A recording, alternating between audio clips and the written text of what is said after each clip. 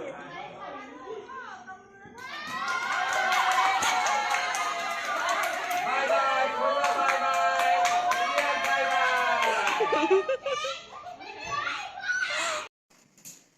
Mayam, welcome back to my other vlog Mayam. Happy Diwali to all. Ito Mayam ngasi vlog sa Diwali vlog ni egin pa Mayam day na handa jawjaba Diwali ni. Ito Mayam video sa loy po yung minasi kamay daw gihabiram mo. Ado Mayam vlog sa handa ki Diwali sa ina yam na hena chow na celebrate tawbo nate. Ako'y dum pitak na ako'y manungtang haraw na tawjaba ni. Hajin ako'y Manipurda awaba tabasigi matungina ko yamna henjana nungayba phongdokpasu nungaite aduna pitak na ako'y imong manung gitta oibaduni ado mayam negative way da jengbiganno positive way da yengbiramo ado happy Diwali mayam amkahna mayam jengna si video se loibau ado mayam very good morning ai hojik tum hogalaga ina room se phajana sengdoke ngasidi Diwali numit su oibani ko aduduna ina khanna room singse phajana hana sengdoi horendi puja su tawni plus decoration su hawrani aduduna mayam yengminasi video se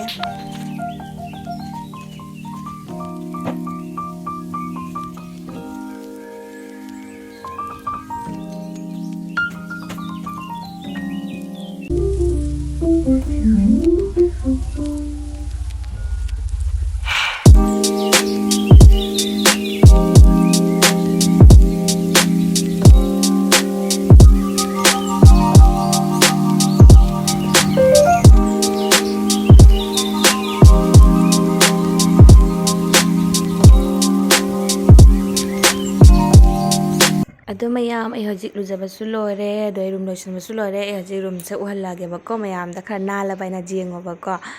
ado mayam hojik ai chana thakna balangurani ado ai ucheraroi adu singdudi ko adu loyaga mayam asi room je jenghanba loiraga ai akhoi gi lai thaba muk jenghange akhoi gi sanari kekak panba hore e khara adu su mayam jengminasi ai hojik utlage dusu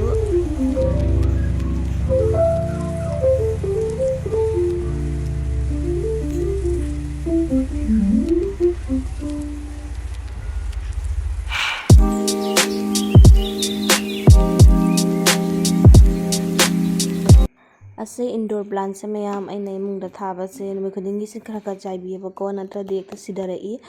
imungda thabanina ado atei sanari thaba su mayam da janghange hajik sanari su khaga palaeba akogi laisang jangmam dani siga leire sanari do pambi khudingi jam pandi mayam omtang pali phajadra sise hajik sanari matam ju jawrae phajarani sigasu pambi amatangda matang palidu adai mapom loina satleba panbase ta amom pali sina yellow color jam palakani fazai ko ngai be ma si kai non ni amuk toi ba ti jhap ma ni da ta mai nambam lai ben sanari da je si na mong ya sai ka ni jom de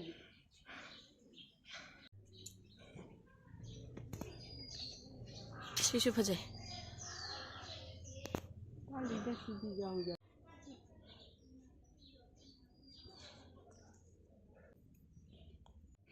asisu mayam indoor plant ni adoraga soinane se macha yam pokpa jangne haina inane mapana adum thammebako hani leise amotang tha khagadi mayam sandoraieba jangna aduduna adu loyaga magi ali ba mana se dum jam toina sinbiba lagi aduduna ina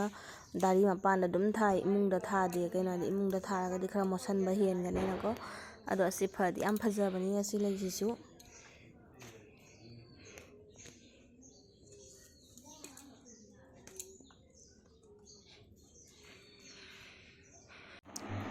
hajikti mayam nungdhin oire aduduna ai chak chana khona khoi tumba hogalaga ngahak potharaga ko se diya kekak se ready tawna thamme se ngasaina nungsada phawdomeba phajana ado hajik sandore sisiga aina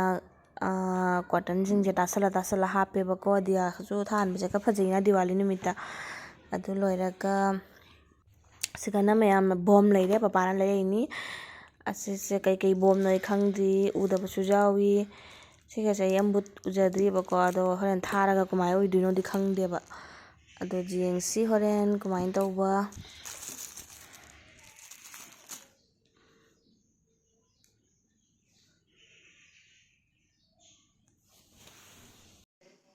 ꯑꯗꯣ ꯃꯌꯥꯝ ꯑꯩ ꯎꯠꯆꯔꯛꯀꯦ ꯑꯩꯈꯣꯏꯒꯤ ꯗꯦꯀꯣꯔꯦꯁꯟꯗꯣ ꯀꯃꯥꯏ ꯇꯧꯏ ꯃꯌꯥꯝ ꯌꯦꯡꯃꯤꯟꯅꯁꯤ ꯚꯤꯗꯤꯑꯣꯁꯦ ꯂꯣꯏꯔꯐꯥꯎ ꯃꯌꯥꯝ ꯑꯩꯈꯣꯏ ꯏꯃꯨꯡꯗ ꯀꯦꯟꯗꯜ ꯑꯗꯨꯝ ꯊꯥꯜꯂꯦ ꯃꯃꯥ ꯃꯄꯥꯅ ꯈꯣꯏꯔꯝꯃꯝꯃꯦ ꯀꯦꯟꯗꯜ ꯊꯥꯜꯂꯒ ꯑꯗꯨ ꯂꯣꯏꯔꯒ ꯃꯌꯥꯝꯁꯤꯗꯤ ꯑꯩꯈꯣꯏ ꯗꯥꯔꯤ ꯃꯄꯥꯟꯗ ꯊꯥꯟꯒꯗꯕ ꯉꯥꯛꯇꯅꯤ ꯑꯩꯅ ꯊꯥꯎꯁꯨ ꯂꯣꯏꯅ ꯍꯩꯅ ꯂꯣꯏꯔꯦ ꯁꯦ ꯍꯧꯖꯤꯛ ꯃꯩꯁꯦ ꯆꯝꯃꯒ ꯗꯥꯔꯤ ꯃꯄꯥꯟꯗ ꯈꯔ ꯊꯥꯜꯂꯅꯤ ꯏꯃꯨꯡ ꯃꯅꯨꯡꯗ ꯈꯔ ꯑꯃ ꯊꯥꯜꯂꯅꯤ ꯑꯁꯤꯅꯤ ꯃꯌꯥꯝ ꯑꯩꯈꯣꯏꯒꯤ ꯌꯨꯝꯒꯤ ꯗꯦꯀꯣꯔꯦꯁꯟꯗꯣ ꯄꯄꯥꯅ ꯐꯖꯅ ꯅꯣꯡꯃ ꯆꯪꯅ ꯇꯧꯈ꯭ꯔꯕ ꯗꯦꯀꯣꯔꯦꯁꯟꯅꯤꯁꯦ ꯌꯥꯝ ꯋꯥꯅ ꯂꯣꯏꯁꯤꯟꯖꯈ꯭ꯔꯦ ꯑꯗꯨ ꯂꯣꯏꯔꯒ ꯃꯈꯥꯗ ꯗꯤꯌꯥꯁꯤꯡꯁꯤꯗꯤ ꯑꯩꯒ ꯃꯃꯥꯒꯅ ꯊꯥꯜꯂꯦ ꯃꯊꯛꯀꯤꯁꯤꯅ ꯄꯄꯥ ꯑꯣꯏꯅ ꯇꯧꯔꯦ ꯑꯗꯨ ꯂꯣꯏꯔꯒ ꯃꯌꯥꯝ ꯍꯧꯖꯤꯛꯇꯤ ꯕꯣꯝꯁꯨ ꯊꯥꯔꯅꯤ ꯕꯣꯝꯗꯣ ꯃꯌꯥꯝ ꯌꯥꯝꯅꯗꯤ ꯊꯥꯔꯣꯏꯕꯀꯣ ꯄꯄꯥꯁꯦ ꯕꯣꯝ ꯊꯥꯕ ꯈꯔꯒꯤ ꯑꯗꯨꯅ ꯃꯥ ꯕꯣꯝꯗꯤ ꯊꯥꯔꯣꯏ ꯕꯣꯝꯗꯤ ꯂꯩꯅ ꯂꯩꯔꯦ ꯁꯦ ꯑꯩꯈꯣꯏ ꯀꯀꯥ ꯊꯥꯍꯟꯒꯅꯤ ꯑꯩꯈꯣꯏꯅ ꯌꯦꯡꯕꯇ ꯑꯣꯏꯗꯣꯏꯅꯤ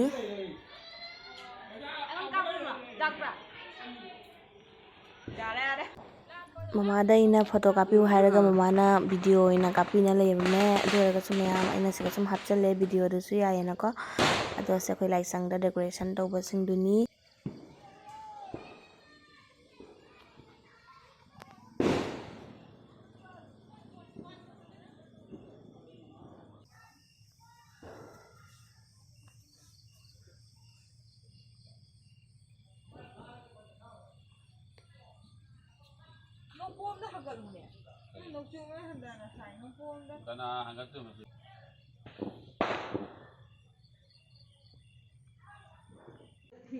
ꯑꯗꯨ ꯃꯌꯥꯝ ꯑꯁꯤꯗ ꯂꯩꯔꯦ ꯉꯁꯥꯏꯅ ꯃꯁꯛ ꯈꯪꯗꯦ ꯍꯥꯏꯕ ꯕꯣꯝꯗꯣ ꯑꯗꯣ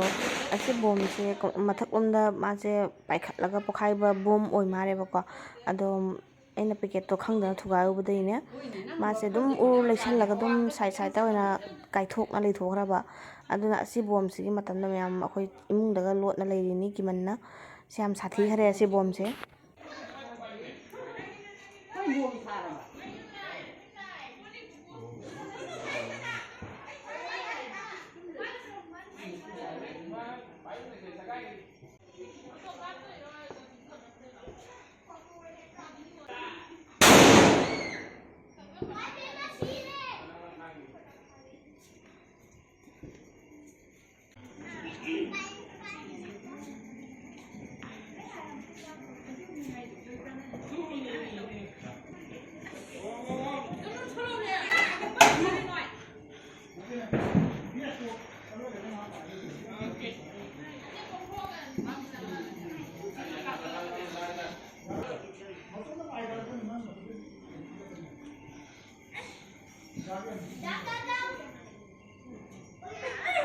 ꯑꯗꯨ ꯃꯌꯥꯝ ꯑꯩꯈꯣꯏ ꯄꯨꯆꯥꯅ ꯁ꯭ꯀꯥꯏ ꯂꯦꯟꯇꯔꯟꯁꯦ ꯂꯩꯔꯛꯄꯅꯦꯕꯀꯣ ꯐ꯭ꯂꯥꯏꯌꯤꯡ ꯂꯦꯝꯞꯁꯦ ꯃꯣꯏ ꯉꯁꯥꯏꯗꯒꯤ ꯄꯥꯏꯅꯕ ꯍꯣꯠꯅꯔꯤꯅꯤ ꯑꯁꯦ ꯄꯥꯏꯍꯟꯕꯁꯦ ꯌꯥꯗꯅ ꯂꯩꯔꯦꯕꯀꯣ ꯃꯌꯥꯝ ꯌꯦꯡꯃꯤꯟꯅꯁꯤ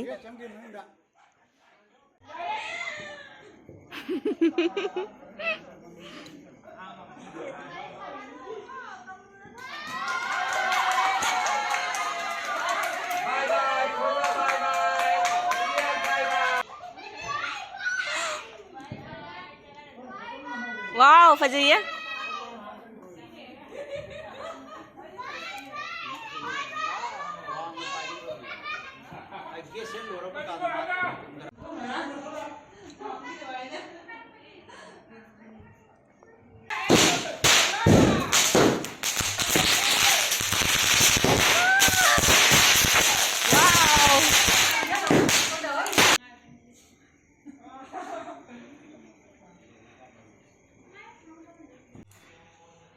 ꯃꯌꯥꯝ ꯑꯩ ꯏꯃꯨꯡꯗꯗꯤ ꯑꯩꯒꯤ ꯃꯊꯛꯂꯣꯝꯗꯗꯤ ꯌꯥꯝꯅ ꯀꯩꯅꯣ ꯇꯧꯗ꯭ꯔꯦꯕ ꯗꯤꯌꯥꯁꯦ ꯌꯥꯝ ꯊꯥꯟꯗ꯭ꯔꯦꯕꯀꯣ ꯑꯩꯅ ꯁꯣꯝꯗ ꯂꯥꯡꯅ ꯂꯩꯔꯒ ꯃꯊꯛꯇ ꯃꯩꯒ ꯆꯥꯛꯈꯠꯂꯗꯤ ꯑꯩꯅ ꯀꯤꯖꯅ ꯑꯩꯅ ꯂꯟꯅ ꯑꯃꯨꯛꯇꯪ ꯊꯝꯃꯝꯃꯒ ꯂꯥꯛꯑꯦꯕꯀꯣ ꯑꯗꯨ ꯂꯩꯔꯒ ꯃꯌꯥꯝ ꯗꯤꯋꯥꯂꯤꯁꯨ ꯂꯣꯏꯁꯤꯜꯂꯛꯄꯒ ꯃꯥꯟꯅꯔꯦ ꯑꯩꯈꯣꯏ ꯍꯧꯖꯤꯛ ꯆꯥꯛ ꯆꯥꯅꯕꯒꯤ ꯇꯧꯔꯅꯤ ꯑꯗꯨ ꯂꯣꯏꯔꯒ ꯑꯗꯨꯝ ꯄꯣꯊꯥꯔꯅꯤ ꯕꯣꯝꯒ ꯑꯇꯩ ꯊꯥꯔꯔꯣꯏ ꯂꯣꯏꯔꯦ ꯈꯔ ꯊꯥꯈꯤꯕꯗꯨꯅ ꯌꯥꯝꯅ ꯂꯥꯡꯗ꯭ꯔꯦꯕꯀꯣ ꯈꯇꯪ ꯑꯗꯨꯝ ꯊꯥꯔꯦ ꯕꯣꯝꯁꯨ ꯑꯁꯤꯅꯤ ꯃꯌꯥꯝ ꯑꯩꯒꯤ ꯍꯟꯗꯛꯀꯤ ꯅꯨꯄꯥ ꯃꯌꯨꯝꯗ ꯗꯤꯋꯥꯂꯤ ꯑꯍꯥꯟꯕ ꯌꯥꯎꯖꯕ ꯑꯗꯣ ꯃꯌꯥꯝꯒꯤ ꯗꯤꯋꯥꯂꯤ ꯀꯃꯥꯏ ꯇꯧꯈꯤꯒꯦ ꯑꯗꯨꯁꯨ ꯍꯥꯏꯕꯤꯔꯝꯃꯣ ꯑꯩꯒꯤ ꯕ꯭ꯂꯣꯛꯁꯦ ꯃꯌꯥꯝ ꯗꯤꯋꯥꯂꯤꯒꯤ 1 day ꯃꯇꯨꯡꯗꯗꯤ ꯑꯞꯂꯣꯗ ꯇꯧꯔꯛꯀꯅꯤ ꯑꯁꯤꯅ ꯃꯌꯥꯝ ꯑꯩꯈꯣꯏ ꯄꯨꯆꯥꯒꯤꯁꯦ ꯑꯅꯤꯁꯨꯕꯅꯤ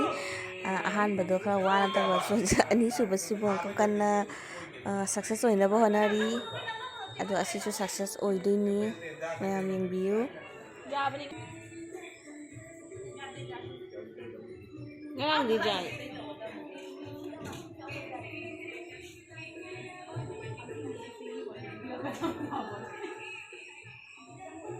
ê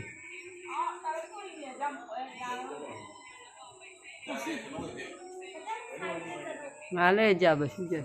nâng đừng nằm ngã lê giờ bà chú giờ ê chắc khắc khare ôi mà chung mà thật chúng đã bắt lừa đi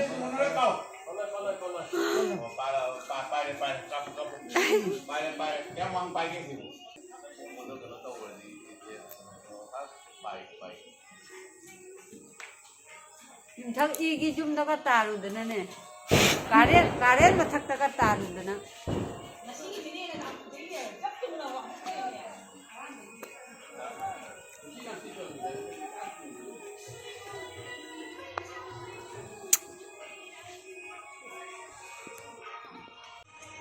ꯀꯌꯥꯝ ꯂꯥꯞꯄꯐꯥꯎ ꯄꯥꯏꯈ꯭ꯔꯅꯣ ꯃꯌꯥꯝ ꯑꯩꯈꯣꯏꯗꯤ ꯀꯤꯔꯨꯕꯅꯤ ꯌꯨꯝ ꯑꯅꯛꯄꯗꯒ ꯇꯥꯔꯨꯔꯗꯤ ꯄ꯭ꯔꯣꯕ꯭ꯂꯦꯝ ꯑꯣꯏꯅꯦꯅꯀꯣ ꯑꯗꯣ ꯃꯥꯗꯤ ꯌꯥꯝ ꯂꯥꯞꯅ ꯄꯥꯏꯈ꯭ꯔꯦ ꯌꯥꯝ ꯐꯔꯕꯅꯤ ꯂꯥꯞꯅ ꯄꯥꯏꯔꯤ ꯃꯈꯩ ꯑꯗꯨꯗꯤ ꯃꯌꯥꯝ ꯃꯇꯥꯡ ꯑꯁꯤꯗꯒꯤ ꯕ꯭ꯂꯣꯛ ꯑꯁꯤꯁꯨ ꯂꯣꯏꯁꯤꯜꯂꯒꯦ ꯑꯗꯣ ꯃꯌꯥꯝꯒꯤ ꯗꯤꯋꯥꯂꯤ ꯀꯃꯥꯏ ꯇꯧꯏ ꯍꯥꯏꯕꯤꯔꯝꯃꯣ ꯑꯩꯒꯤ ꯀꯣꯃꯦꯟꯇ ꯑꯗꯣ ꯃꯌꯥꯝ ꯑꯩꯒꯤ ꯕ꯭ꯂꯣꯒꯁꯦ ꯌꯦꯡꯕꯤꯕ ꯁꯕꯁꯀ꯭ꯔꯥꯏꯕ ꯇꯧꯗꯕ ꯌꯥꯎꯔꯒꯗꯤ ꯇꯧꯕꯤꯔꯝꯃꯣ ꯁꯕꯁꯀ꯭ꯔꯥꯏꯕꯁꯨ ꯂꯥꯏꯛ ꯑꯃꯗꯤ ꯁꯦꯌꯔꯁꯨ ꯇꯧꯕꯤꯔꯝꯃꯣ ꯃꯊꯪꯒꯤ ꯕ꯭ꯂꯣꯛꯇ ꯑꯃꯨꯛ ꯐꯪꯅꯔꯁꯤ ꯃꯌꯥꯝ ꯕꯥꯏ ꯕꯥꯏ